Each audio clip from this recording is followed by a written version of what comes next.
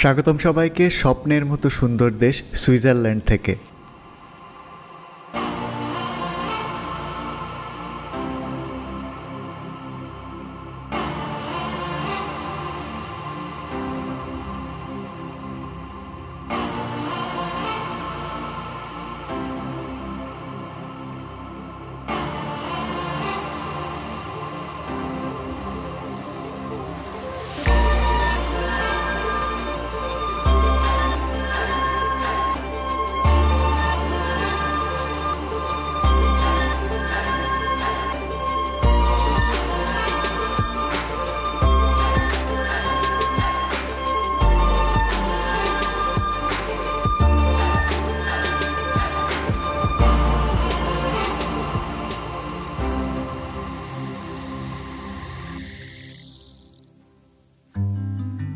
স্বাগতম সবাইকে সুইজারল্যান্ডের প্রশাসনিক রাজধানী বিয়ার্ন থেকে প্রজেক্ট রিভাইভালের সুইজারল্যান্ড সিরিজের প্রথম পর্বে।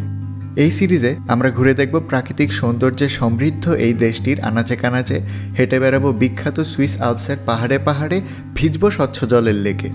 আর এই যাত্রায় প্রতিটি চমকপ্রদ মুহূর্তে আমাদের সাথে থাকতে প্রজেক্ট রিভাইভাল চ্যানেলটি সাবস্ক্রাইব করতে ভুলবেন না যেন। সুইজারল্যান্ড আল্পস পর্বতমালায় ঘেরা জার্মানি, ফ্রান্স, ইতালি, অস্ট্রিয়া ও লিচটেনস্টাইন এই 5টি দেশের মাঝে অবস্থিত মাত্র 87 লাখ জনসংখ্যার ছোট্ট একটি দেশ। বিশ্বের অন্যতম ধনী দেশ সুইস আল্পসের সৌন্দর্য, একদম কাটায় কাটায় চলা ট্রেন, নামি দামি ঘড়ির ব্র্যান্ড কিংবা চকোলেট ট্রাভেলারদের জন্য আকর্ষণীয় হয়ে ওঠার কারণের অভাব নেই এই দেশটির। আর এমন অনেক ট্রাভেলারদের মতনই আমরাও এই পর্বে ঘুরে দেখব সুইজারল্যান্ডের সবচেয়ে উল্লেখযোগ্য 2টি শহর, বার্ন ও জুরিক। সাথে চমক হিসেবে থাকছে শহরের আশপাশের বেশ কিছু সুন্দর প্রাকৃতিক জায়গা। তো ঘোরাঘুরি শুরু করার আগে আমার এই ট্রিপের একটা উল্লেখযোগ্য বিষয় বলে নেওয়া প্রয়োজন, সেটা হচ্ছে ইন্টাররেল পাস।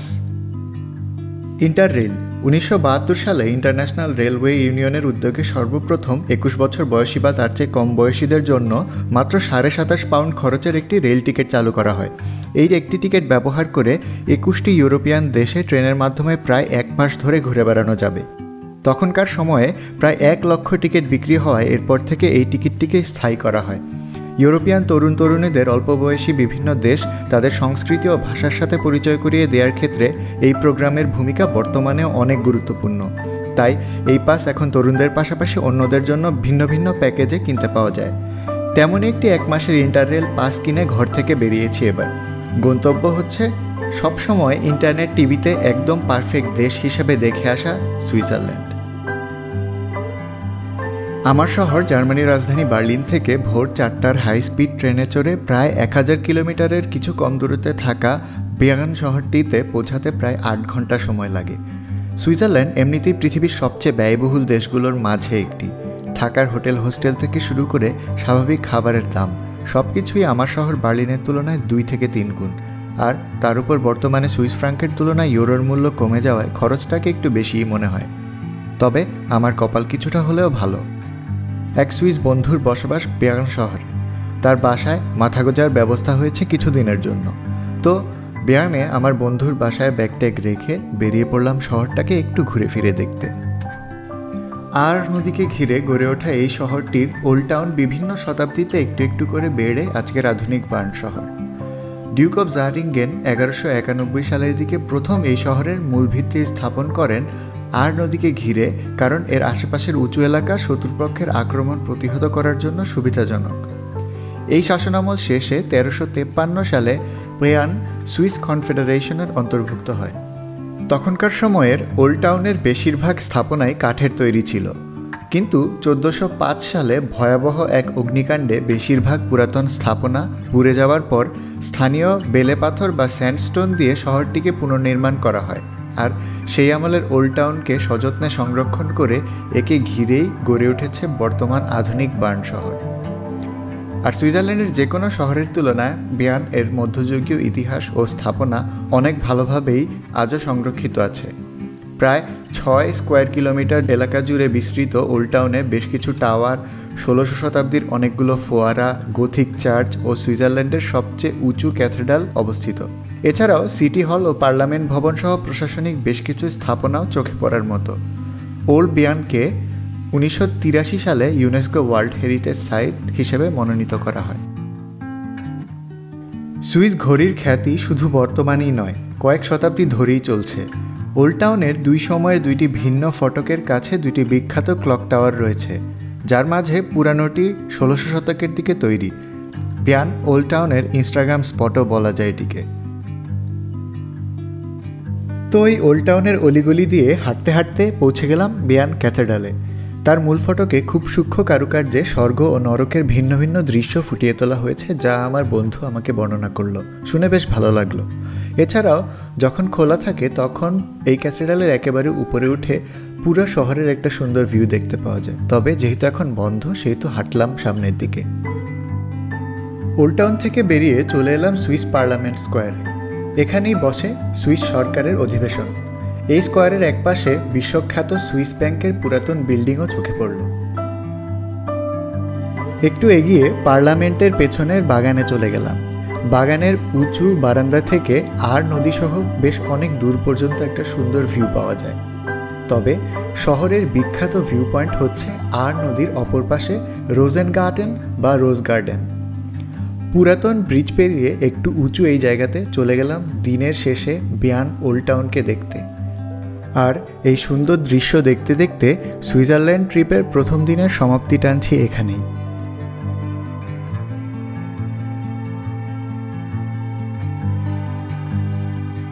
পরদিন তেমন কোনো প্ল্যান নেই। বিয়ান সেন্ট্রাল স্টেশন থেকে ট্রেনে করে 40 মিনিট দূরের বিয়েল নামক একটা লেকের ধারে চলে গেলাম। আবহাওয়া একটু মেঘলা, ঠান্ডা ঠান্ডা। নৌকার ঘাটে অনেক নৌকা ভেরানো। জার্মান ফ্রেঞ্চ ভাষার এই এলাকাটি ছোট হলেও বেশ সুন্দরই বলা যায়। কতক্ষণ লেকের এদিকে সেদিকে হাঁটাহাঁটি করে এই অপার্থিব সৌন্দর্য উপভোগ করার পরে বিয়ান শহরে ফিরে এলাম। আমার বন্ধুদের সাথে চড়ুইভাতি করতে পাহাড়ের দিকে রওনা দিলাম। সুন্দর পাহাড়ি আঁকাবাঁকা রাস্তায় গাড়ি চলতে চলতে বেশ কয়েকটি ফার্মিং ভিলেজ দেখা হয়ে গেল। সব কিছুই কেমন যেন সাজানো, গোছানো আর সুন্দর।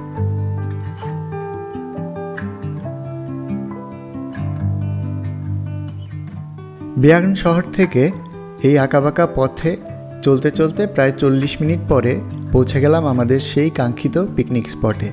আয়োজন খুবই সামান্য, তবে এইরকম অসাধারণ পরিবেশে বসে বন্ধুদের সাথে গল্প সল্প করার মাঝেও যে আনন্দ, সেটা আর কিছুতেই মনে হয় পাওয়া যায় না।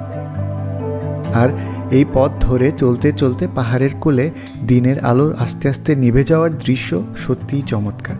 কেমন যেন একটা পাগল করা শান্তি আছে এর মাঝে।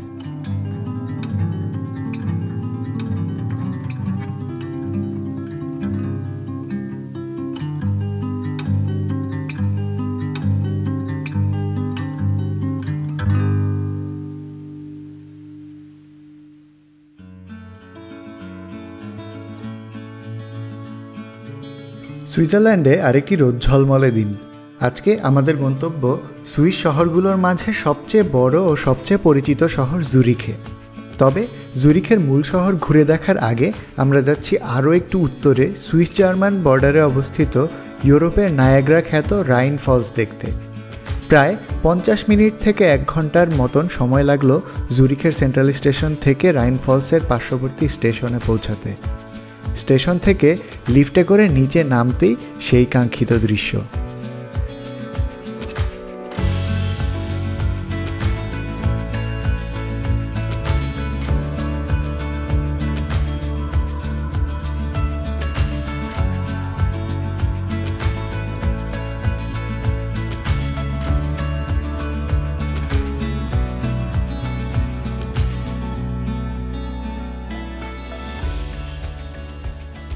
সেন্ট্রাল ও ওয়েস্টার্ন ইউরোপে দ্বিতীয় বৃহত্তম নদী রাইন সুইজারল্যান্ডের আল্পসে উৎপত্তি হয় ধারণা মতে প্রায় 14,000 থেকে 17,000 বছর আগে। তখনই এই রাইন ফলসের উৎপত্তি ঘটে এই অঞ্চলে। বর্তমানে প্রায় 150 মিটার চওড়া ও 23 মিটার উঁচু এই ঝর্ণায় ঋতু অনুযায়ী প্রতি সেকেন্ডে প্রায় 2.5 থেকে 5 লক্ষ লিটার পানি প্রবাহিত হয়। আর এই শক্তিশালী ঝর্ণা দেখতে জুরিকে ঘুরতে আসা ট্যুরিস্টরা প্রায়শই ছুটে আসেন এখানে। শাফহাউসেন নামক ছোট টাউনের কাছে অবস্থিত এই রাইন ফলস দেখতে আসা ট্যুরিস্টদের জন্য বেশ ভালো ব্যবস্থাই আছে এই জায়গাটিতে। ট্যুরিস্ট বোটে করে ঝর্ণার একদম কাছে চলে যাওয়া যায়। আর এমনিতেও দেখার জন্য বেশ কয়েকটি ভিন্ন ভিন্ন ভিউ পয়েন্ট আছে এই সুন্দর দৃশ্য দেখতে দেখতে বসে খাবার জন্য রেস্টুরেন্ট এবং স্মৃতি হিসেবে কিছু সংগ্রহ করার জন্য সুভিনির শপ। কিছুক্ষণ রাইন ফলসের এদিক সেদিকে হেঁটে কয়েকটি অ্যাঙ্গেল থেকে এই ঝর্ণাটির দৃশ্য উপভোগ করে ট্রেনের প্ল্যাটফর্মে ব্যাক করলাম। ট্রেনের প্ল্যাটফর্মের কাছেও একটা সুন্দর ভিউ পয়েন্ট আছে, যেখান থেকে বেশ উপর থেকে দেখার কারণে অনেক দূর পর্যন্ত এই ঝর্ণার আশেপাশের অঞ্চলটা দেখা যায়। অপরূপ সুন্দর। তারপর আবারও ট্রেনে চেপে বসলাম জুরিখের উদ্দেশ্যে।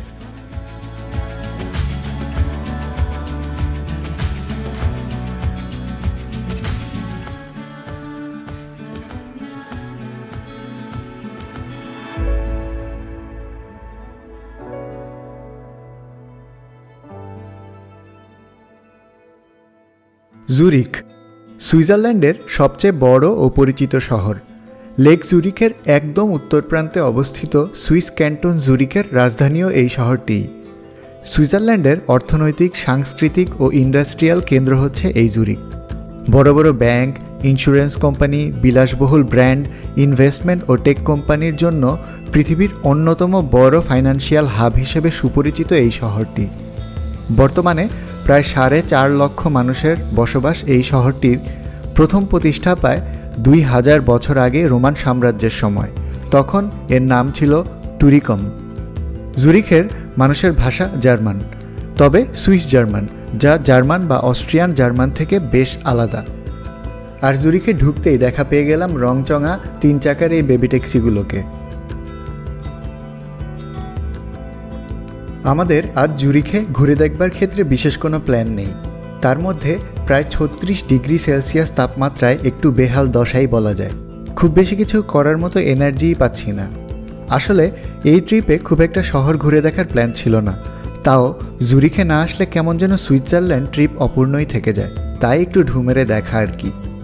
তবে 8-10টা ইউরোপিয়ান শহরের মতন জুরিখেরও একটি সুন্দর ওল্ড টাউন আছে পথচারীদের হাঁটার জন্য সরু অলিগলি। তাই ওল্ড টাউনের ইতিহাস ও শীতল ছায়ায় একটু হেঁটে বেড়ানো যাক। বেশ কয়েকটি চার্চ, সিটি হল, থিয়েটার, জাদুঘর, শপিং মল, লাক্সারি ব্র্যান্ড ইত্যাদি মিলিয়ে জুরিখের সময় ও টাকা উভয়ই ব্যয় করার অনেক অপশন আছে।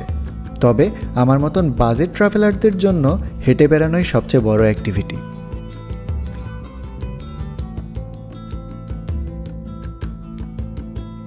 বিকেলে চলে গেলাম বিশালাকার লেক জুরিখের পাড়ে।